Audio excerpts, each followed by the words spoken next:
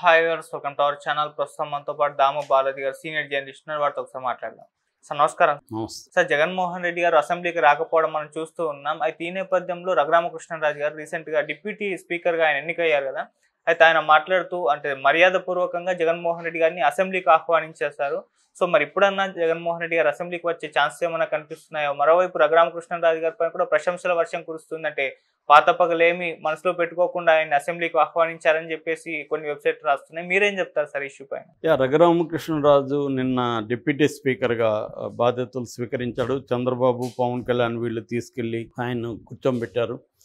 Speaker లేచి తన seat ఆయనకు ఆఫర్ చేశాడు. మొత్తానికి రఘురామకృష్ణరాజుకి న్యాయం చేశాడు చంద్రబాబు అనేది అందరూ చెప్తున్నారు. అది నిజం కూడా. ఎందుకంటే చంద్రబాబుకి తెలుగుదేశంలో వాళ్ళు ఉపయోగపడిన దానికంటే కూడా రఘురామకృష్ణరాజుకు ఉపయోగపడ్డాడు.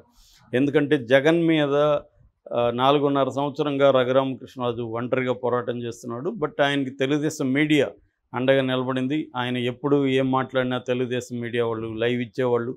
రచ్చబండ పేరుతో ఆయన రోజు మాట్లాడేవాడు ఢిల్లీలోనో హైదరాబాద్లో కూర్చొని. సో దాన్నంతా వాళ్ళు ఆయన ఎంతసేపు మాట్లాడితే అంతసేపు టైం ఇవ్వడం, దాంతో ఆయన బాగా పాపులర్ అయ్యాడు.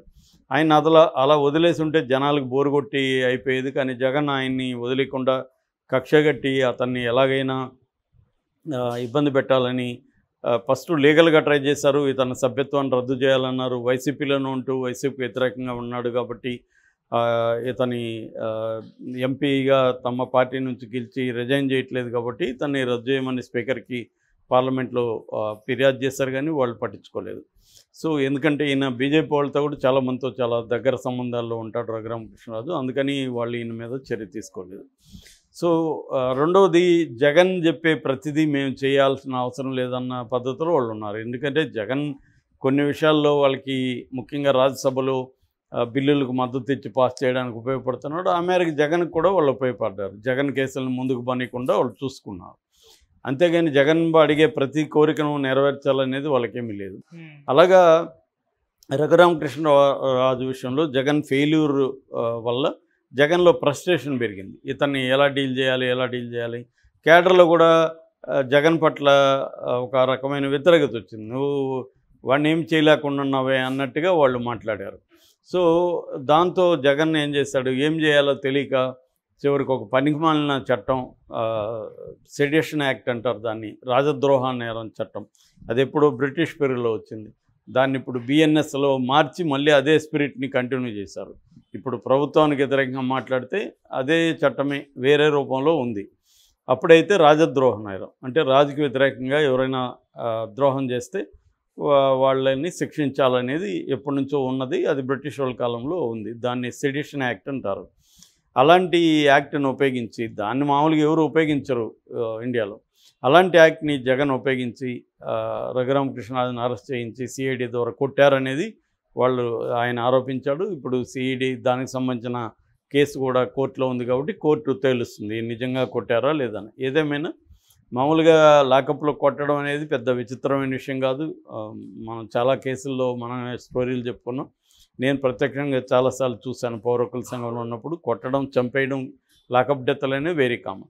అలాగా రఘురామకృష్ణరాజుని అతి ఘోరంగా జగన్ ట్రీట్ చేయడంతో రఘురామకృష్ణరాజు ఇంకా కక్ష పెంచుకున్నాడు.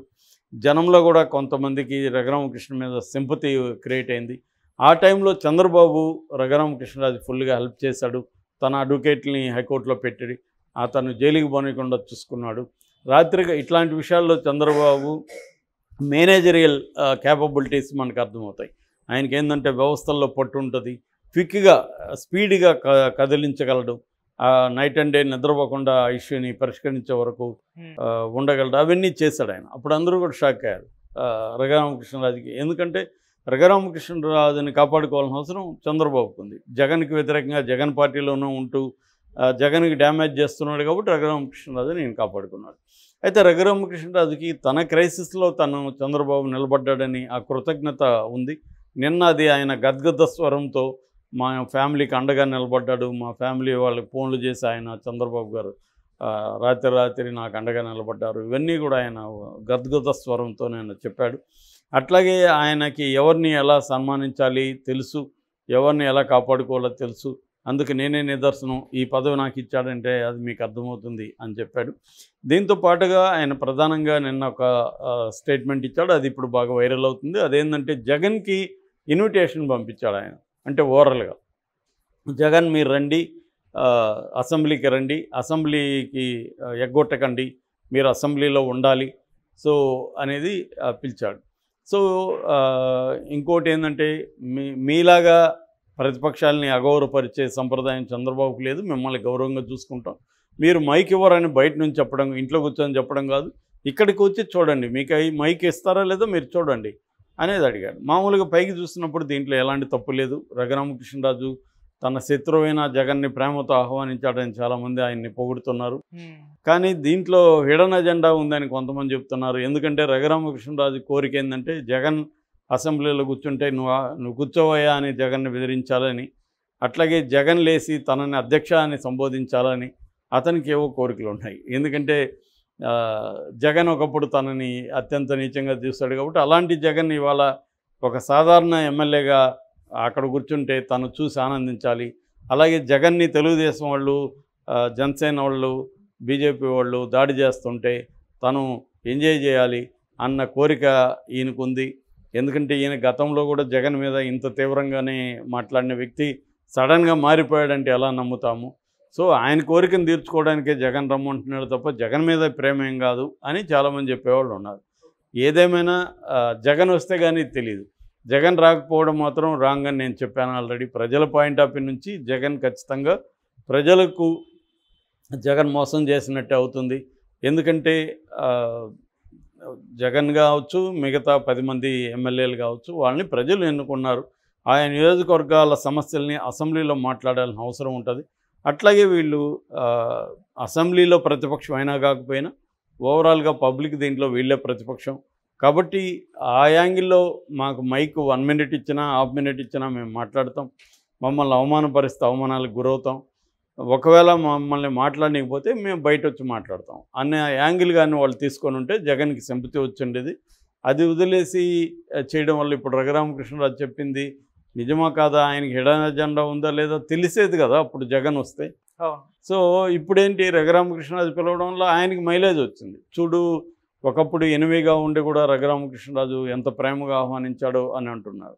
నిజంగా ఆయన ఆహ్వానించాడా లేదా వీడి పతనం మనం కళ్ళారా చూడాలి, ఇతను అధ్యక్ష అంటుంటే మనం ఎంజాయ్ చేయాలి, ఇతను కూర్చోవయ్యా అని మనం అనాలి, ఇవన్నీ ఆయన కోరికలా తెలియదు మనకి. సో అవి తెలిసిపోయేది జగన్ కానీ అసెంబ్లీకి వస్తే. రెండోది అది కూడా ఇంపార్టెంట్ కాదు. తన ఏ నియోజకవర్గం నుంచి గెలిపించారో వాళ్ళకి న్యాయం చేయాల్సిన అవసరం జగన్కు ఉంది.